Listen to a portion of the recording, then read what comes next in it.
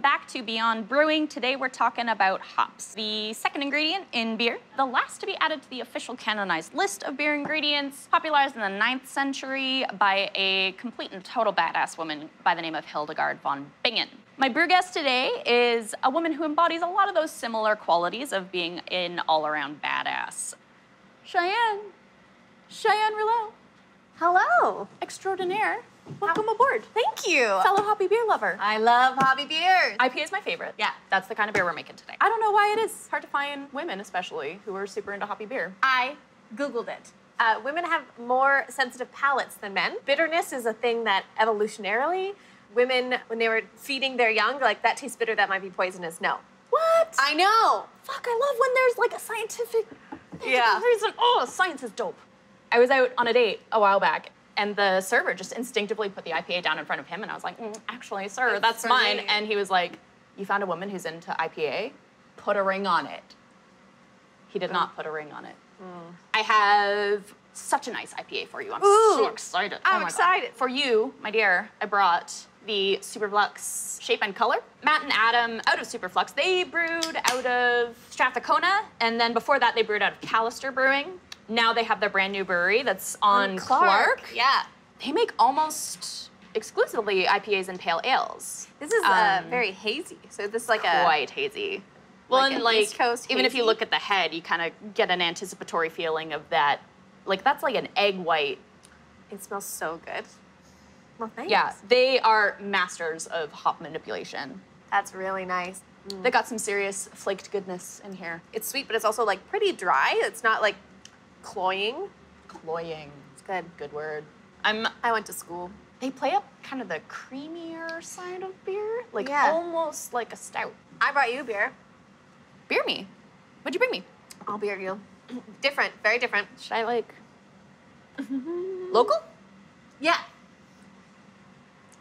The Four Winds juxtapose. Yes. Four Winds. I don't think I've been to their tasting space before. I have. It's out in Delta. It's kind of out there a little bit, but it's great. It's great. A little bit more golden-y. It's a beautiful color. It's kind of got that like Brett funk in it. It's really good. Yeah, you're gonna like it. Gotta love the Brett. It's gotta be probably my favorite yeast. Ooh. Yeah. Ooh, yeah. Yeah. Interesting. I gotta read this. I'm so glad. Oh, it's so good. It's super dynamic. It's fresh. Oh, that is citrusy and It's citrusy, it's fruit forward, but that hop is super punchy. they've done a really good job of balancing that, actually. Yeah, and it's got that little funk. That little Yes. funk on it. Oh, yeah. From that wild yeast. So hops. Yeah. They're amazing. They're related to the cannabis plant. They grow on a vine with a bee. What? A vine with a bee. Instead of a vine, it's a vine. Vine. It's not a vine. You're getting increasingly more excited as you say the word. I like plants. Before hops were popularized, I don't want to say when they were first used because they go back and there's... Who knows? As a former archaeologist, it's very difficult to back that up. It's very difficult. Beer that's made without hops is called a Groot. Not like Groot, like I am Groot, Vin Diesel. No, but like a Groot, like G-R-U-I-T, which they were using things like mugwort, yarrow, juniper. For a future episode, I would love to do a Groot, where I just basically go around and collect weird plants that I find that I know are edible, and I'm like, ta-da, I am Groot. I'm in. Did you look at your watch? Is in there? I did just look at my watch. I don't know what time it is. I think it's time to make an IPA. It's time to make an IPA, starting with the grains. Drink up. We gotta suit up, put our aprons on. Okay. And then I'm gonna put you to work on our grain mill. I'm here for you, baby. Aww, that's what I love about you. At the height of the British Empire, there was a problem: getting beer across the world to India before it spoiled. Brewers in London started brewing with less toasted, paler malts, then stabilizing the brew for the long journey with hefty amounts of hops. This new style of pale ale arrived in the far reaches of the colonies hoppy, boozy, refreshing, and thus the IPA was born. Except for one thing. This isn't how it really went down. Beer aged in sealed barrels is delicious and can take years to spoil. The truth is, this experimental pale ale became the favorite of the workers at the East India Trading Company, who traded this popular new brew throughout the empire. It quickly became so popular that it became its own distinct beer style and has remained a marquee brew of the craft beer revolution. We get the grain and we put in the grain buckets. These are the malts we're using today. Okay. A little different than the stout malts on the last episode. The idea here being we want a more balanced malt profile to counteract the bitterness of the hops. So this is what's going in. I'll grab the grain mill. How do you feel about the crank? I'm strong. I play baseball. I've seen you play baseball. It's true. Hot diggity damn. Thanks. So we've got 7 pounds of Golden Promise. Okay. Oh, did I already break it?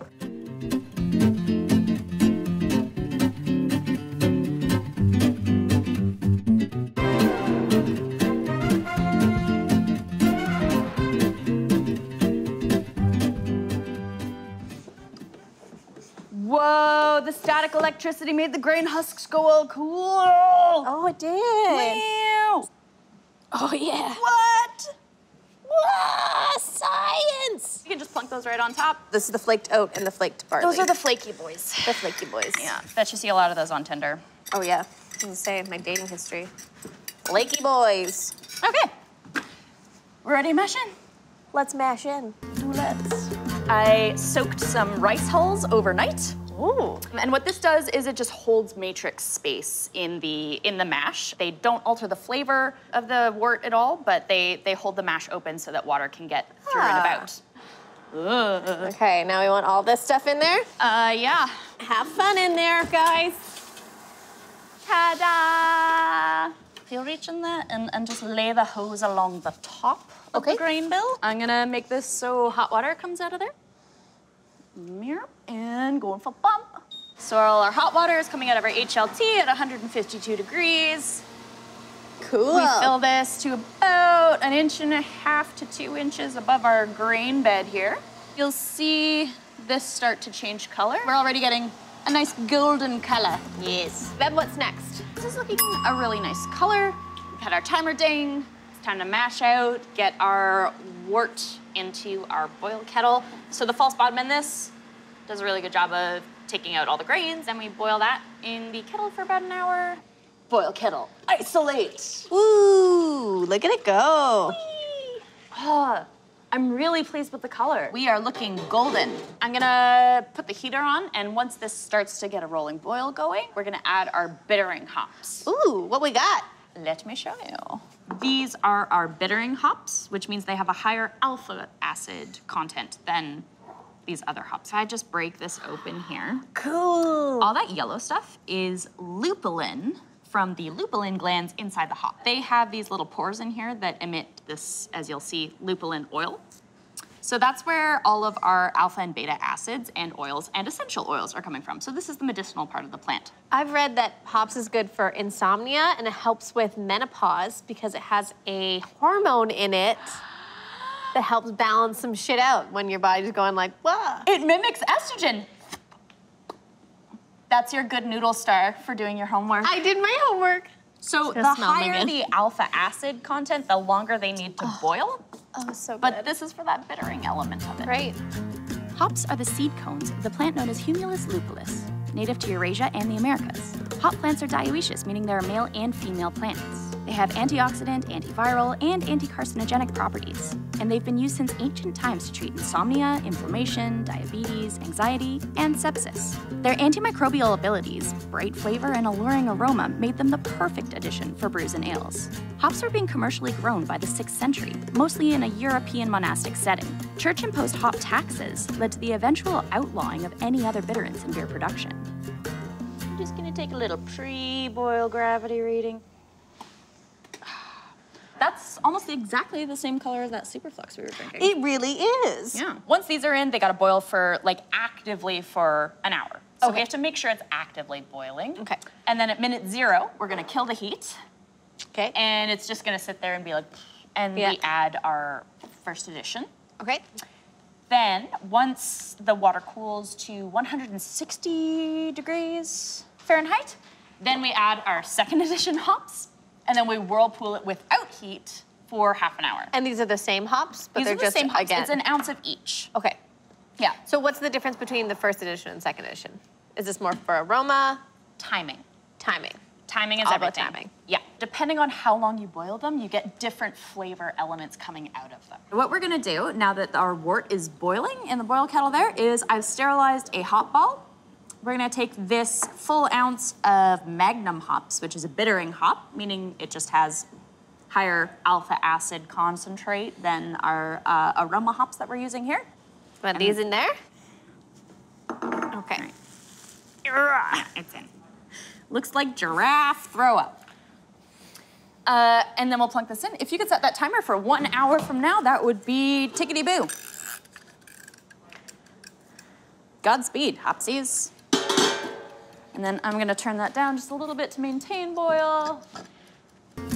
So once our hour is up and those have had 60 minutes to release their oils and flavors and goodness, we're gonna add our aroma hops. So aroma hops or dual purpose hops, if they can do both, they're more for like the gentler side of the hop flavor. Oh, baby. So we've got my favorite, Citra. Yeah. Oh. Yeah. Citra hops are where it's at. Mosaic. Okay, a little earthier. Yeah. So they have a much lower content of alpha and beta acids and those essential oils that'll be giving off that scent. Last but not least, Cascade hops. What is that? What is that? That smell. It's like a little more buttery. Yeah. Yeah. It's like very soft. Yeah, it smells a little bit more like baking. Yeah. Yeah. I chose these hops, A, for their regionality. I wanted to really celebrate, you know, my love of the West Coast, but then also their functionality is great for getting that IBU that we want, that bitterness. Excellent. IBU was the element of brewing that I left to the back corners of my learning journey.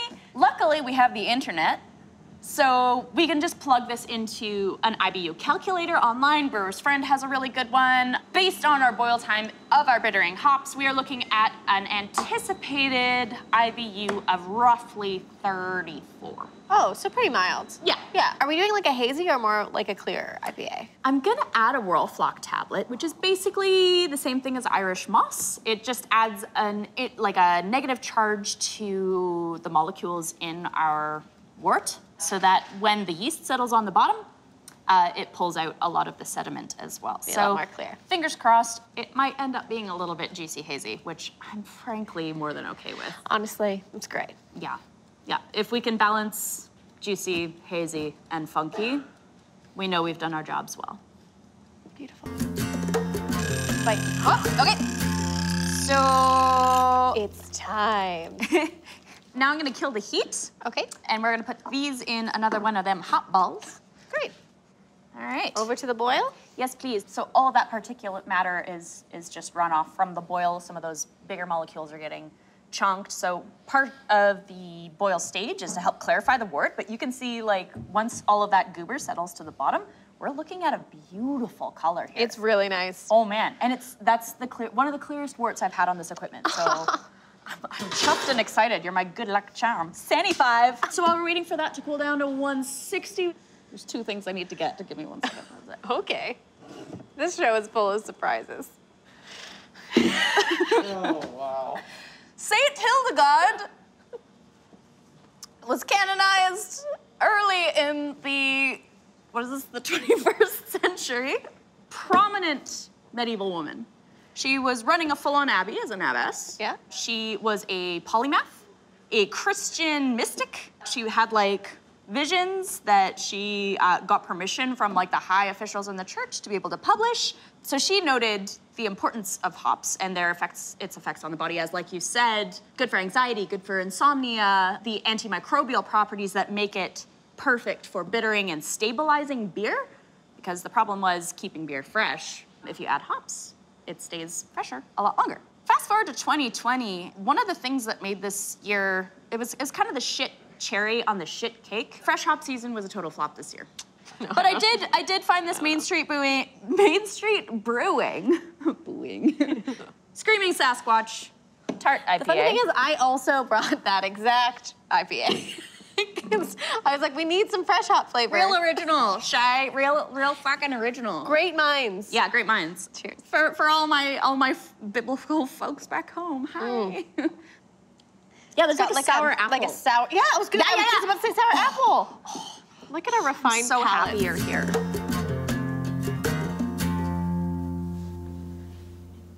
Just under 5% right now. So that's 5% potential alcohol. So once we are, okay, you know what? We've had our thing. Do you want it?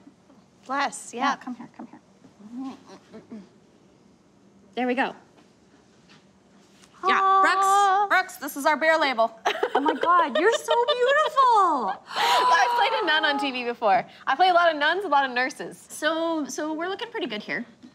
Is that where we want to sit? This is 5.8, so yeah. Well, keep in mind, that's been fermented. This has not been fermented. So this is potential alcohol. So if this is representing what's in our boil here, we'll take another one post-gravity. But once this is fermented and the yeast is added, the matrix in here is gonna thin because all of the yeasty babies are gonna eat all the sugar that's pushing that density of our wort up. It's a good time to tell you I failed science. I fail science every day, babe. Okay, so we have our potential alcohol. Pre-boil. Pre-boil. What's our next step? Our next step is, as soon as that drops another 4 degrees, unless I need glasses, we're gonna stick this in. Our third. Our third, yeah. Our late addition hops, bless. Then we whirlpool those, so we're not gonna add any heat. We're just gonna circulate it. Yeah, yep. I'm learning things. You're learning! And that's just gonna kind of break apart it. So like, to bring it towards that sort of grassy, fresh, butterscotchy flavors, hopefully those will dissolve and they'll give off what they're going to. And then after that, we chill our wort, put it in our carboy. I get to track fermentation. And then 5 days from now, we'll add our first edition dry hops. Okay. And then around day 9 or 10, we'll do another ounce. So we're gonna hop the crap out of this beer and see what happens. We're gonna hop the crap out of it. It's gonna be good. It's gonna be good. Okay, so I open this valve, this valve is closed. The bag is in. The bag is in, the pump is on. Well, that sounds right. Yeah. Oh, look at it go. Look at it spin. Like making tea. Delicious.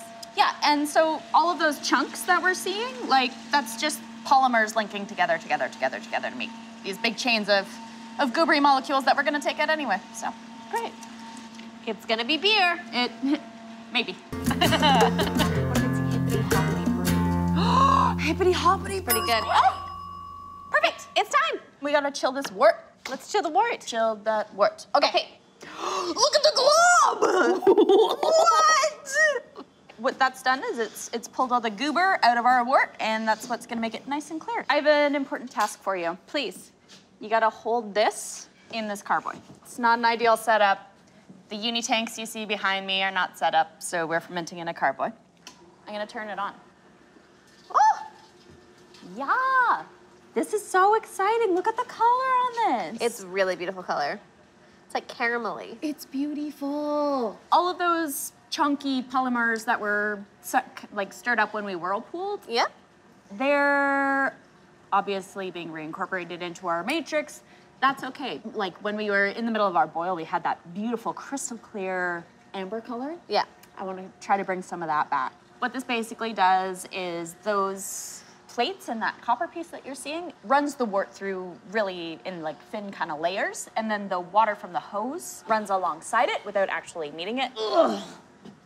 I like the name Chill Wizard. It's like a high school drug dealer. So you can feel that's like nice and chilled. It's beautifully aerated. So this is my first time using dry yeast. Allemande from Austria. It's specifically for IPA. Renowned strain for its bringing out that stone fruit. Kind of like what we were getting in the juxtapose. Since we've had a little bit of fresh hop here, I'm gonna go ahead and get our funnel here. How's it smell? It smells like sweet bread. It smells like a sweet loaf of bread. bread. Oh my God, I'm already getting those stone fruit elements. That's so fascinating, because there's no fruit in here, it's just yeast. Go forth, yeasty babies, I believe in you. I'll just pat it. Yeah, you're helping. All right, yeast is pitched.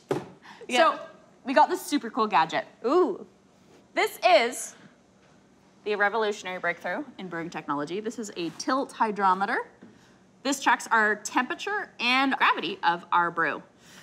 Go forth, little tilt.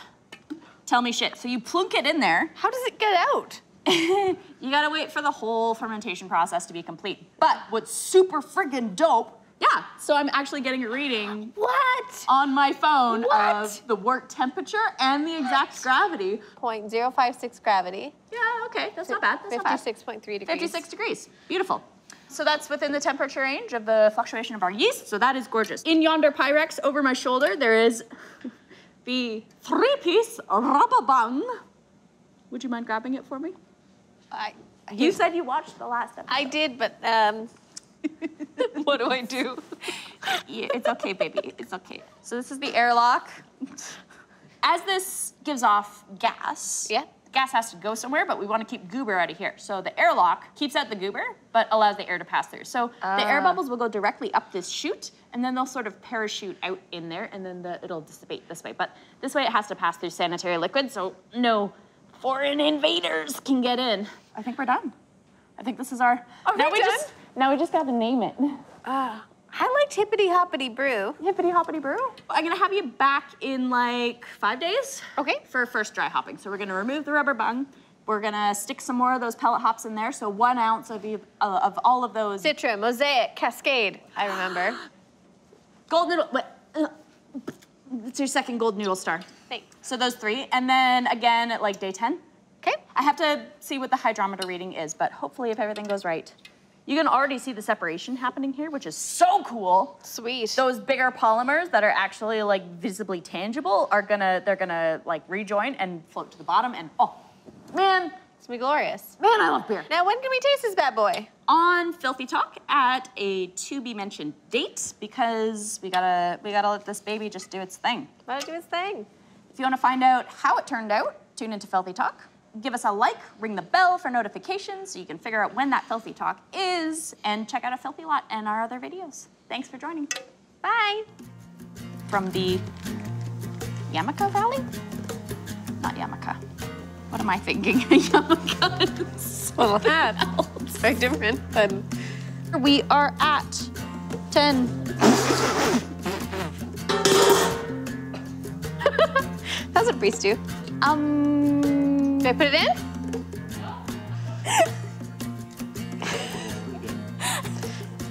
Oh. There's a valley that starts with O.